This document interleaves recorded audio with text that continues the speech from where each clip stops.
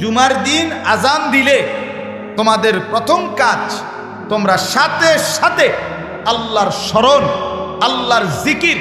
এটার দুই অর্থ তাফসিরে লিখছে, এক হলো খুতবা, আরেক হলো নামাজ।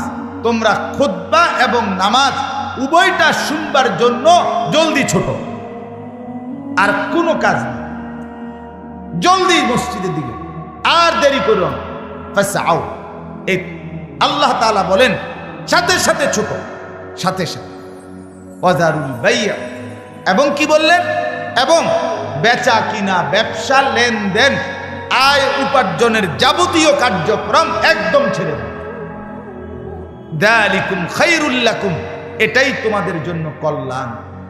ইন কুনতুম তা'লামুন, যদি তোমরা বুঝো, যদি তোমরা বুঝো, যদি তোমাদের বুঝ থাকে, তা আমি আল্লাহর কথাটা শুনো যে এর মধ্যেই তোমাদের জন্য কল্যাণ। আজান হইছে, আর একটা মিনিটও বাজার, ব্যবসা, দোকান, আয় উপার্জন, ক্ষেত খামার, ফল ফসল, কিচ্ছুর দিকে আর মনোযোগ দিও না। শুধু একটাই গুরুত্ব, মসজিদের দিকে ছোট, মসজিদের দিকে ছোট। আচ্ছা, এখান থেকে আমি আপনাদের কাছে ছোট্ট দুই একটা কথা বলতে চাই। এক নাম্বার কথা হলো, আরবি ভাষায় ফা, এখানে একটা শব্দ আছে ফাসআউ। এই ফা শব্দের একটা ব্যাখ্যা হলো, ফা শব্দের অর্থ হলো তাকিব। তাকিব মানে হলো আগেরটা শেষ হবে, তাৎক্ষণিক পরেরটা শুরু হবে, এই ক্ষেত্রে ফা ব্যবহার হয়। আচ্ছা, আমি এতটা ভাঙ্গে বলার একটা উদ্দেশ্য আছে, আপনাদের এটা তাফসীরুল কুরআন না, এই জন্য কিছুটা ব্যাখ্যা সমৃদ্ধ বলাই উচিত। কথা বুঝছেন কি?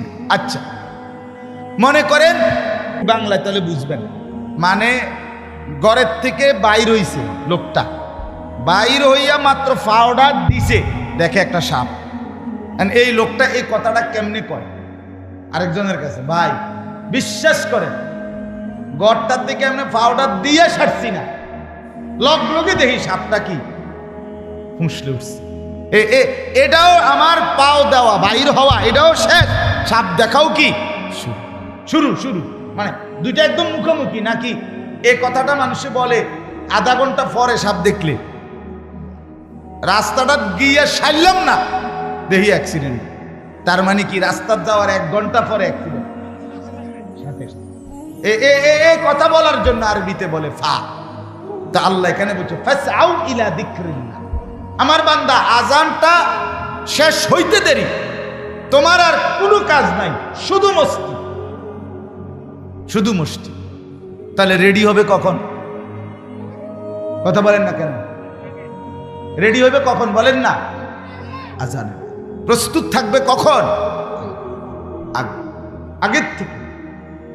আগে দুর্ভাগ্য আমাদের, শুক্রবার দিনও জুমার নামাজের যখন আজান হয়, তখন আমগো মনে পড়ে অনেকের আজকে শুক্রবার, ইন্না লিল্লাহ, কি তো হায় হায় হায়, আজকে শুক্রবার, আজকে শুক্রবার।